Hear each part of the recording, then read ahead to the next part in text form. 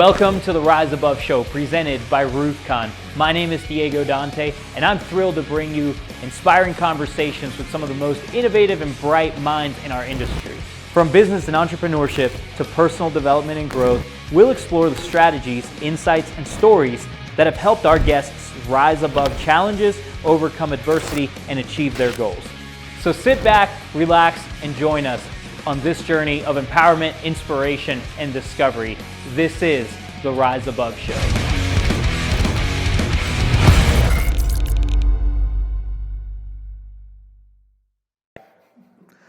Welcome to the Rise Above Show presented by RoofCon. My name is Diego Dante. I'm here with my good friend Daniel Zavodney, and we're outside of Austin, Texas. I believe it's Wimberley, Texas. We're at a what I would call the roofing summer camp. Yeah, and it's a good time.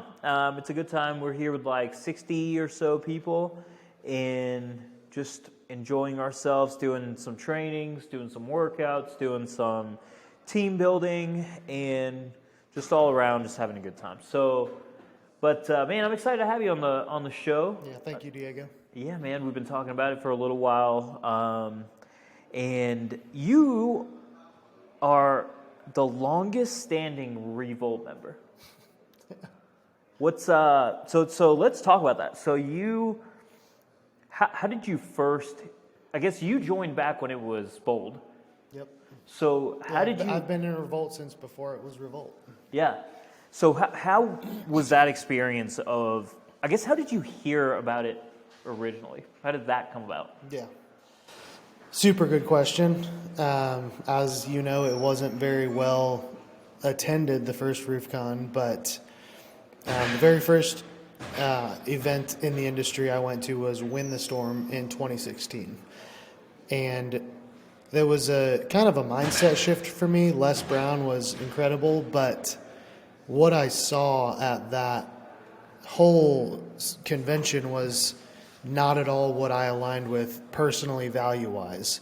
The flash, the greed, the all about revenue, all about numbers. It was like, where's the talk about the impact? Where's the care about your team? Where's the bigger picture? Like, this can't be all that roofers care about. But that was 2016, before me and my wife had started the roofing company, and then. Were you working for someone else before? Yeah, I was at another restoration contractor in Cincinnati, and in 2019, we launched Zavodney Consulting. I started taking on supplementing clients because I was doing that for the company I was at, and I just saw this, like, it was a bottleneck for like every single insurance contractor, whether they handled it in-house or they outsourced all of it. It was a bottleneck at some point for everyone. So I started taking on clients nights and weekends. I spent supplementing just for my friends, and realized like this is a business. And I think it was about that same time a lot of the bigger names in the supplementing space started to launch. In April, I left my position there to do it full time. 2 months after that, 20 tornadoes hit in our market. So me and my wife started a roofing company. That was in June. And then a few months after that, I went to the first RoofCon. And what stood out to me, I think this is the actual answer to your question. Sorry, that was a little long-winded. But it was all about legacy and leadership and integrity. And that message was just like instantly resonated with me. Like, okay, this is, I can get behind this, because I knew there was more, more to business in general, but especially to the roofing space. And the message that Hunter put out of that first RoofCon was like, yep. And we didn't have a lot of money. We were only a few months in, spent what I could to get there, and then spent the rest of what I had joining the Bold Brotherhood, because again, it was just that like instant resonance of these guys coming together who want to do big things together, who are aligned value-wise in the same industry and actually want to be transparent and help each other grow. Is like, yeah, like that. I can see the benefit there. And even the stuff I learned from Joe Hughes and other people, Dale Childress at that first event, was like, I implemented some of that stuff immediately, and it changed the landscape of my business even in that first year.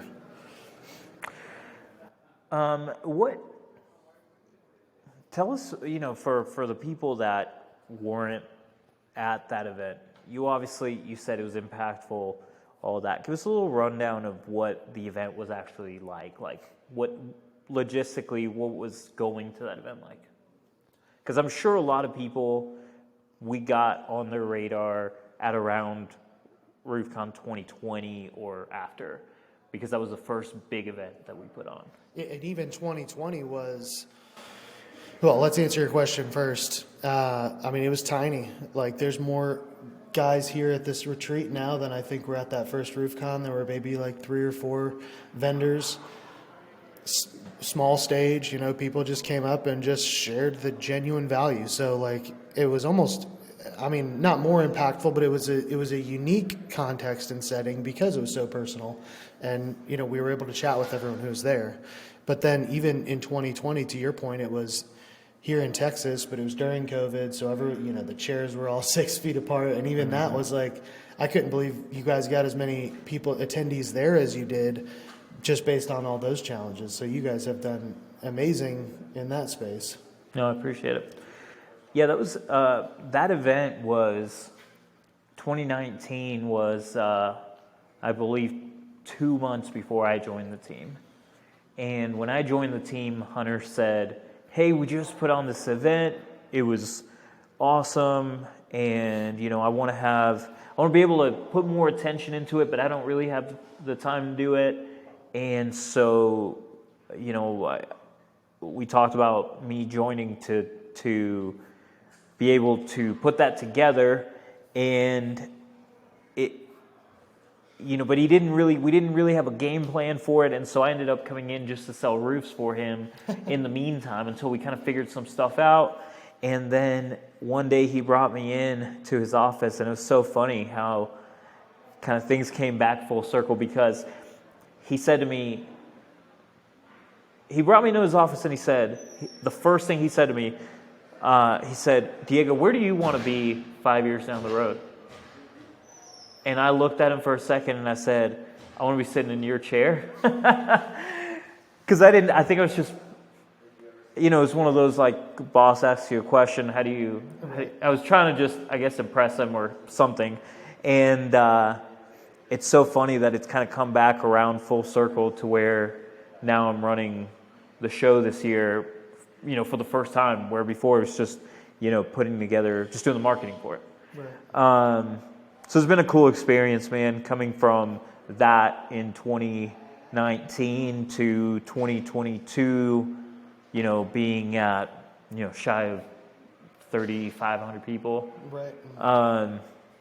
And Revolt having, more people here than we did at, RoofCon 2019. So let's talk, you got into roofing, you got into supplementing. I didn't realize you'd gotten into supplementing first, too. Yep.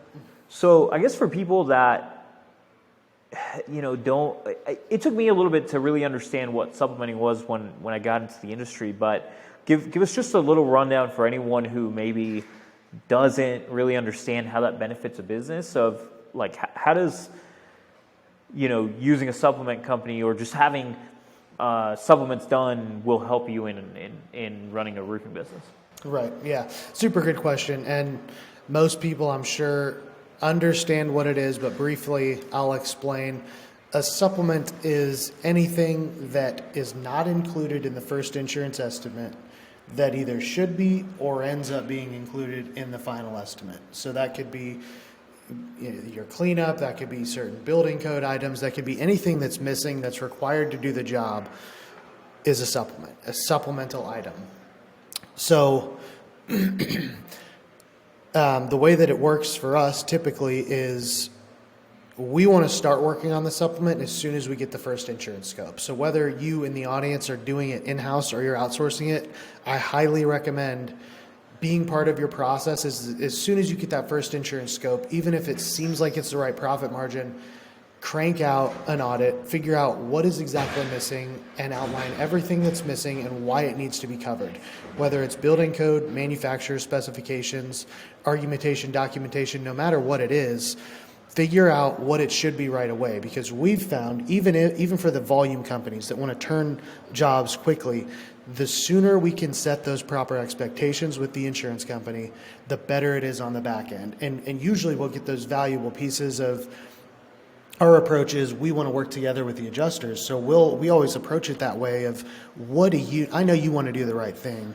So what do you need from us to approve this thing we all know that needs to be done? And then it might be a simple photo or something during production. So we have those pieces that we know we can leverage.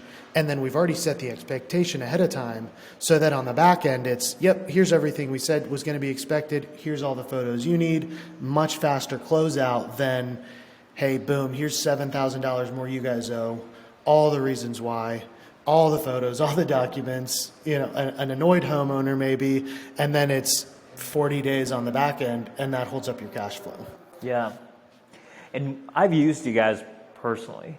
So, we had moved out into basically doing almost all retail, but we were still dabbling a little bit with insurance. And so, yeah, I feel like you guys were you guys created a process that's super easy for contractors. And so I appreciated that from you guys. As far as, you guys are building, you've got multiple companies also. So you've got the supplement company, you've got the roofing company. You also have a drone pilot company, is that right? Yeah, and my partner Dylan's here actually. He didn't want to be on the podcast, but yeah, drones, DRNZ. That company is kind of still in the infancy stage, but the whole vision there is a network of drone pilots, of which we have several hundred now. We have pilots in every single state. We have pilots in probably a dozen other countries that are all licensed, that we're working on training and onboarding, that will collect data from flights ordered by contractors, upload it to the cloud, and then our consulting team, actually, who does the supplements, who looks at damage every day, can then go in and confirm or deny what the AI has found as damage or anomalies on the property. That's still kind of small. We've done a few larger projects, over thousands of scans for contractors, but we're still working the details out on that. Sure.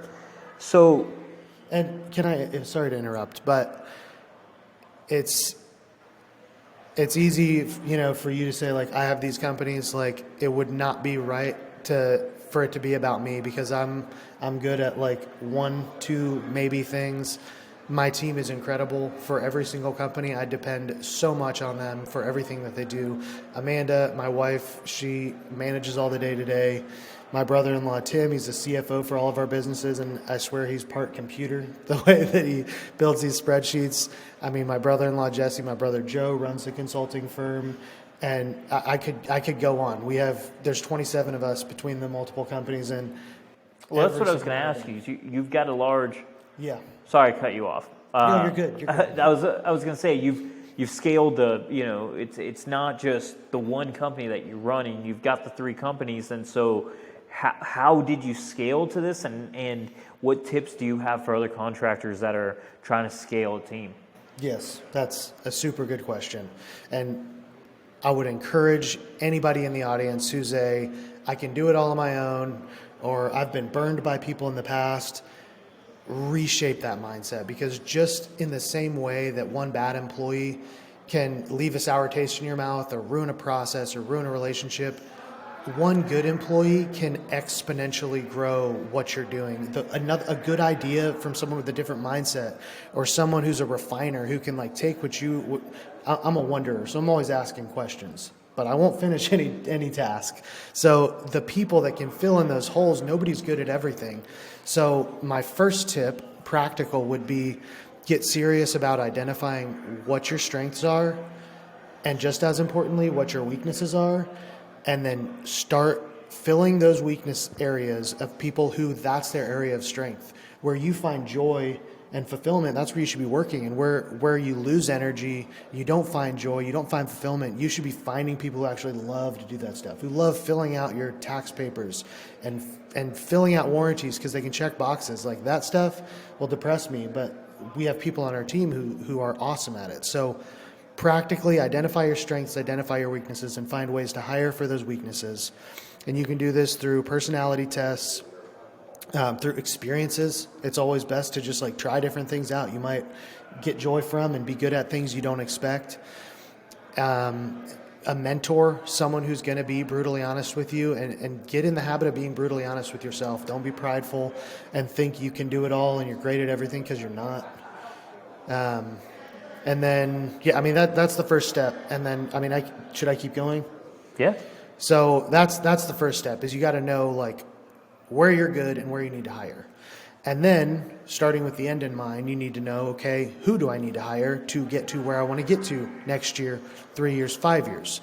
Do I want to slow scale little by little, or do I want to ramp up and accept a lower profit margin for a short amount of time because I know I'm pouring it all back into the company? And then you got to get serious about your values, because you want to attract people with similar values, and your market's only going to know that if you're living your values and if you're showing your values. So one thing Joe Hughes talks about, he's a big marketing guy and he's amazing. I would recommend Joe Hughes to anyone who's not using him for your Facebook marketing training. He talks about in your marketing, you're not just trying to get leads, you're not just trying to get more business, you're showing all your potential new hires what it's like to work with you. You're showing what type of values you have with your company outings and your company get-togethers and how you treat your employees, and hey, we're doing this because this employee did X. And then in-house, reinforcing that of your company values, celebrating wins based on your values. Hey, Jason, awesome job connecting with these insurance agents this week. That really reinforces our value of relationships that we say is our number one value. And you actually went out and built it. You brought them value. You gave them service, another one of our values. That's going to lead to growth in our company, another one of our values, and finding ways to really highlight those within your company so that your team starts to like really get it. And then they're going to bring those same people in. And then you can also use it as a measuring tool, that if they violate these values, you're pointing out this is wrong because it violated this value or these values. So it's a give and take. I don't know if you want me to keep going on practical ways to hire or where to find people, or if you want to. Yeah, I feel like I hear that. That's a question I've personally gotten a lot of. Like, people come up to me and ask me all sorts of questions about roofing because they think I have all the answers. Because I don't know anything about it. It's funny. I always say that my style of interviewing is just I come in as an 8th grader who doesn't know anything and just try to ask the questions that people are afraid to ask. So yeah, where to hire? That's such a big question because I feel like maybe it's different for different roles. I've had really good with like Indeed. I've had really good luck with referrals, you know, and so I actually had a GAF rep in our area. When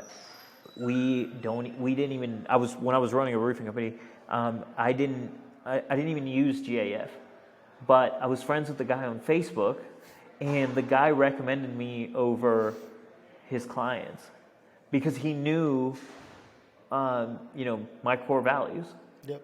And so, for you, what's been some of the big, avenues for hiring? 100% word of mouth. A lot of the people within our company have come from people in the company, and there's no shortcut to that. I mean, you have to be intentional about figuring out, and this might sound goofy, but figuring out the love languages of the people on your team and making sure you're speaking those so that they feel valued. And in an environment where people feel valued and you care about them finding joy and fulfillment in their areas of strength, which we've already talked about, people are going to feel much more fulfilled in their work. They're going to know they're making a difference, and then they're going to want to bring people into that. So taking care of your team is like, yeah, it seems obvious, but that's a really serious way you're going to continue to get good people in who are excited to join the company. What are some of the examples? What are some of the things that you're doing to take care of your team or that you've seen other people do? Yeah. I would still consider our company a small company. So I'm still able to have that interpersonal relationship with basically everyone in the company. And if I haven't heard from one of our supplementers or one of our salespeople or one of our production guys in usually about a week, I'm always reaching out, and not about a job. Like, it shouldn't be a job call. It should, man, how's life? How's things going? Like, you guys are doing awesome. Celebrate their wins and what's going on. Like, I genuinely care about your people. That's one way. I mean, doing fun. We do, if the sales team is on target to hit the company's goals each month, we do take all the sales team out to a nice dinner. Same thing with the consulting team. If they're hitting the goals that'll hit the company goals, we'll take everyone out to a nice dinner for the month. We do quarterly get-togethers. So this one coming up, we'll be got a Cincinnati Reds executive suite. I don't really care about baseball, but the time together is awesome, and we get to meet the spouses and just stuff like that. Like, I mean, it's easy to get into the day-to-day grind and, what's your KPIs, what's your numbers, do this better and you'll make more money. But that's kind of like the old model. In today's world, especially, I'm a millennial. I want to find fulfillment in my work, even if I'm making less money. If I know that I'm making a difference, and I know that I'm on a good team, and I'm better in your life as a coworker, that's going to mean a lot more to me than $1 an hour raise or a $100 a week raise. And then moving on kind of to what I think the next question is going to be. Stop me if it's wrong, but we've also had. I have 0 written out questions. Okay, so. good. Then I'll assume the next question is about the practical places to hire. And to tag on to your Indeed, we've definitely had success there. We've been using a service called Viva HR. I've heard of it, yeah. We met them at the last RoofCon, and they'll put it to every hiring Okay, that's platform. right. Yeah. It's hard to keep up They with. probably We've paid gotten, you to be there. That's Yeah. It's kind of terrible, but yeah, once we and disclosure on my part, I was there as an attendee last year. I was not on staff last year, so Okay. Viva HR, I apologize, but I'm excited to see them this year. No, they're good. They'll put your ads to everywhere, but they put it in the free areas that still get tons of clicks. So they're not trying to eat up a budget every week or every day just to get you enough resumes of, decreasingly qualified people. They put it everywhere, but they put it in the free section. So you're only paying one flat fee a month. And we got really good results for our accounts payable assistant position. I think we got 26 applicants within a couple weeks. They give you free job descriptions that you can then modify. So we've loved that service. Networking groups has been huge. Hired a production coordinator from a referral from a networking group. And then kind of to preface that, getting really clear on the person that you want. Because we've all heard, someone said it earlier today, the analogy of when you buy a yellow truck, you see the yellow trucks everywhere. The more your brain knows what to look for, the more it can find it. So you're giving the people around you these tools. I need someone who's positive, who's willing to learn more, who has some hard skills in QuickBooks and Excel, and who can work weekends if we get caught up or if we get behind. So, and then the more detailed you can get, I need them in this area, I need these hours, I need, maybe someone with banking experience. You're going to click and say, oh my gosh, yeah, Jenny lost her job at the bank. They downsized last month. She has an awesome attitude. She's been positive ever since. I need to introduce you guys. So the more specific you can get on the person that you want, the more likely you are to find that person. How do you onboard someone? Transparency, that's a weak area of mine. We're still very young. So the right answer would be we have an onboarding process and we have an interview process, and everything is a process just like our sales, and eventually it will be. But right now it's really loose. We've got a handful of digital courses that they go through, and then it's right to hands-on with whoever's job they're trying to make easier. I think you're downplaying that though, because that's more than a lot of people have. Now, granted, is it where you want to be? Maybe not. But a lot of other people jump into the industry and basically are given a ladder and they say, hey, go at it. You know what I mean? Yeah. And a lot of other jobs as well that aren't roofing specific jobs, So the fact that you've invested into them to be able to purchase courses and you're investing time and to be able to, do hands-on training and all that, like that's a really good start, and keep improving from there, Yeah, I appreciate that. And we do, like, I've recorded quite a few videos for a couple different positions, but it's definitely not where I want to be. So I still feel like I have a lot of areas to grow. RoofCon's amazing. Getting to see all the speakers like Nick and Eric and especially Tim Tebow. Very exciting and eye-opening. Amazing speakers and great knowledge. Keep it up. First RoofCon, been following Hunter and the Revolt Clan for quite some time, and it's definitely been a lot more than what we expected. This event is getting better and better. So if you're going to go to one roofing conference, make sure that it's RoofCon. RoofCon 2023 returns to Orlando, Florida, November 9th through the 11th. Get your tickets at roofcon.com. Have you ever worked a corporate job? No. Okay, so I worked a corporate job and I hated it. It's funny, I worked there for 7 years. This is terrible. I worked at a corporate job for 7 years, and the reason I didn't leave at 4 years is because I had a lot of vacation days. It's pitiful. And when I did finally leave, it made me realize how lucky I was to not have a corporate job afterward. And I think what you're doing, I think you've done a good job of setting up a good culture that where, you're not just a number. You're appreciating them and you're pouring back into your team, and your team looks forward to coming into work. And maybe I'm putting those words into your mouth, but it feels from what you're communicating to me that your employees enjoy coming to work and feel appreciated. As we wrap up into this portion, anything else on the recruiting and scaling side that you feel like we've missed?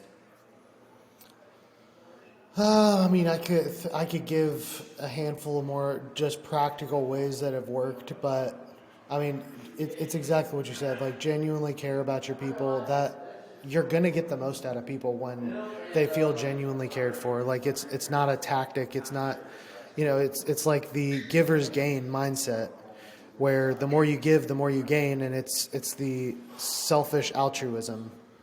So, that's my big takeaway is like, just care about your people. And if you're not that type of person, put it in your calendar. Give yourself a reminder each week. Hey, call one of my employees every Wednesday at noon, or send an encouraging text every Tuesday morning at 10 to the company. Put it in your calendar if you're not that naturally that type of person. Yeah. I think just the honestly pouring back into your team, when your team truly sees you pouring back into them in the sense of like, okay, this person is actually helping me to reach my goals that are not just when they know that they're not just there to just make you more money. Yep. I had an experience at RoofCon when I, again, for anyone that didn't know, I left for about 10 months and I was running a company, and I took my team out to RoofCon, and I had this experience. I'd been struggling to lead my team, just to get everyone on the same page. And I brought the whole team to RoofCon, and they all had a great transformational experience. And then afterward, we were going to do this leadership meeting where we were going to plan out the year, and I ended up doing that meeting with my team. I invited my sales staff to stay with us, which wasn't in the plans, and then I felt compelled, like the day of, to basically cut our leadership planning in just to say, hey, we're not even going to start that until we do a few things that we do at Revolt. And so we did, we started out with a workout, and then we went off site to do a legacy exercise that I don't want to say for anyone that's not watching, because I do want you to come to Revolt X. But We do an exercise called Lasting Legacy. We did that with the team, and we did another exercise that we typically do at the end of the first day also.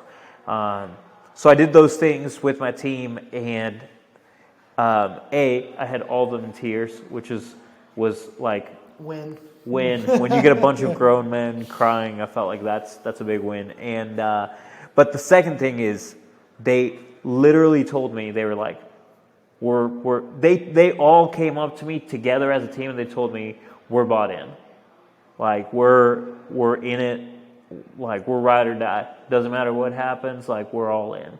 And that was like one of the experiences where I felt like some things clicked for me in the sense of leadership. It took for them to realize that I cared more about them as human beings. For them, that's when they were bought in. Yep. That's what I had to do first. And then we had the biggest month in November. That was the biggest month that we had. And we were gone the first week at RoofCon. We didn't sell anything. We came back and had the biggest month ever. So I guess that's my takeaway from the stuff that you're saying. You talked about pouring back into the team and all this stuff, and it's so true. So as we get towards the end of the podcast, I have a series of rapid fire questions that I ask all my. If I could, before you start that, Yeah. to Diego's point, we started our year off this year with the 6 bricks. It wasn't mandatory, but the employees who wanted to come could, and we've seen life-changing decisions made from that exercise, where quitting smoking, some other things have changed very much for the better with some people, and it doesn't happen by accident, right? It takes intentionality, but it's not like you have to set aside a full day every week to just care about your people. I mean, that was a couple days for you out of a month. That was a one day for me, and yeah, I'm intentional about the texts and the messages and the phone calls, but it's not a huge burden to just genuinely pour back in your team, and it's not, you didn't do it for the revenue, right? You did it because you were trying to be a better leader, and you were, but the result was more revenue. Mm-hmm. So that's awesome. Thank you for sharing that. Yeah, man. Well, like I said, as we get towards the end, we have a series of rapid fire questions we ask all of our guests. And so the first question. Man, I'm bad at these, but I'll do my best. Well, here's the thing. It doesn't have to be a rapid fire answer in the sense of you got to say it in 30 seconds or less. You just have to say the first thing that comes to your mind. And then we're probably going to pick into them and figure out why those answers are what you said. So the first question is, what are some of the obstacles that you have to rise above from to get to the point that you're at in your business? And sorry, my voice is I don't know if it's this humidity or whatever, but I'm like all stuffy here. Yeah. All right. So go ahead. Repeat the question. What are some of the obstacles that you had to rise above from to get to the point that you're at in your business? Okay. Probably the biggest is,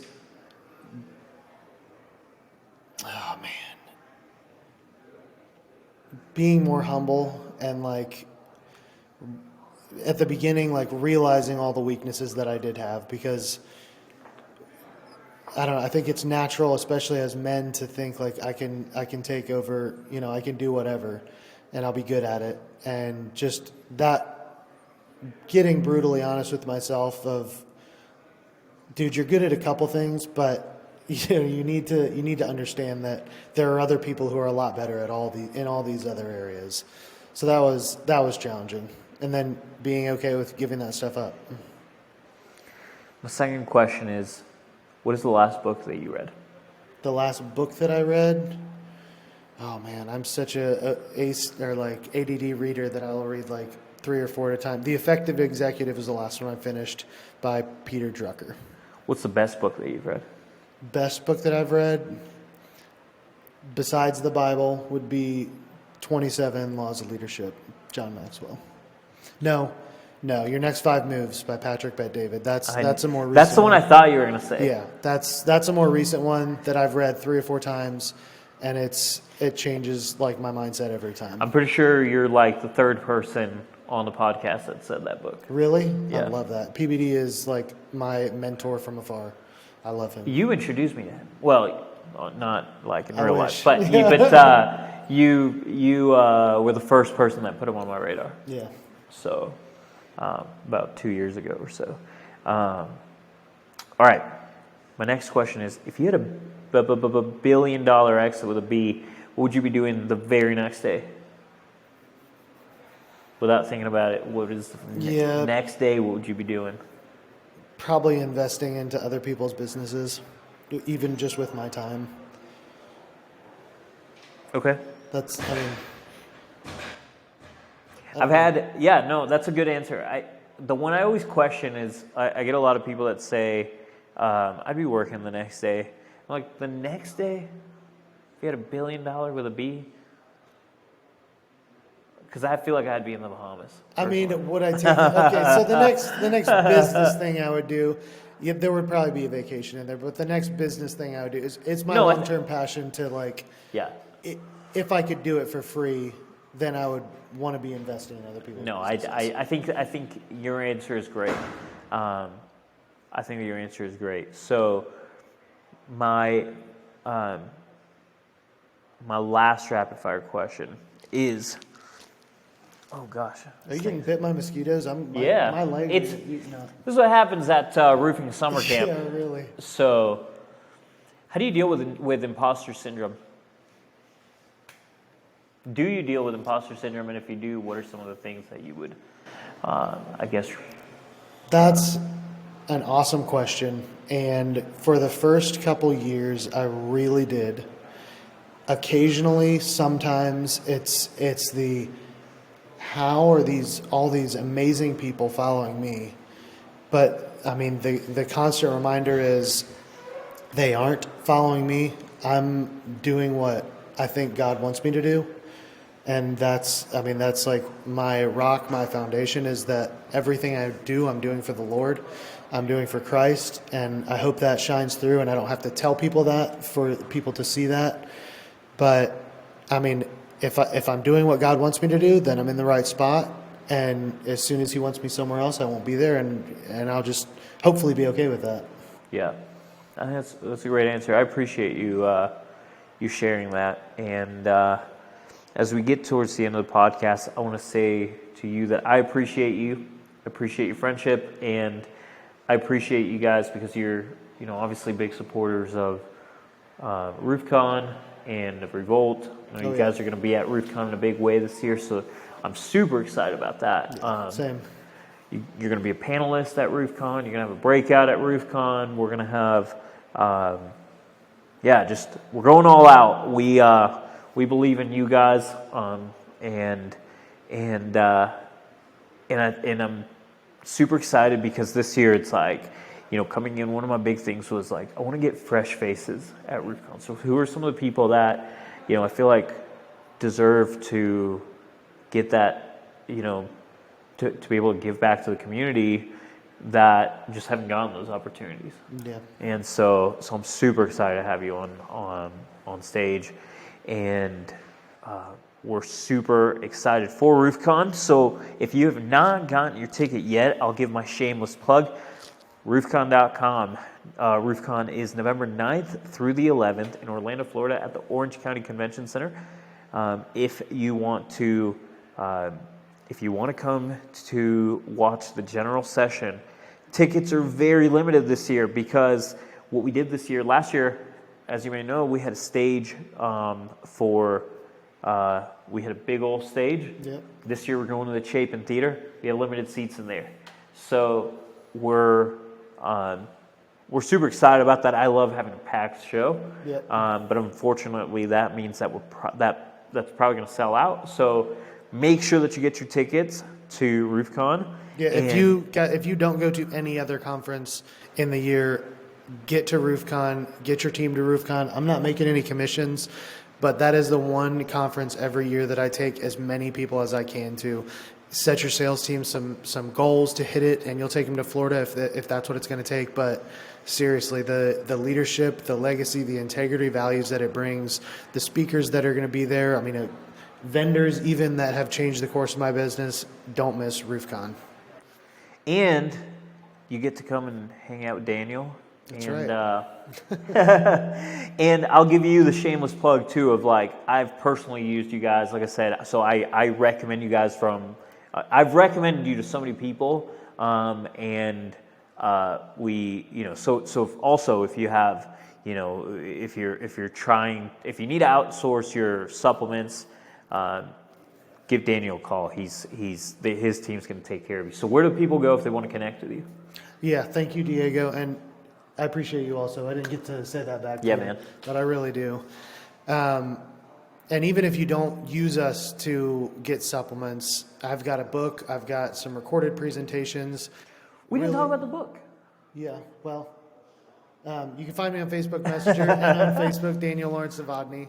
And then, Diego, did you have one more question you wanted to ask me? No, I was just going to say, why didn't we talk about that? We should have talked about that. I have a copy of your book, and there's like a handful of people that I can think of in the industry that have books. We actually talked here about like self-publishing and all this stuff. Tell me just really quick about the book that you have. Right. Okay. So I've written two actually.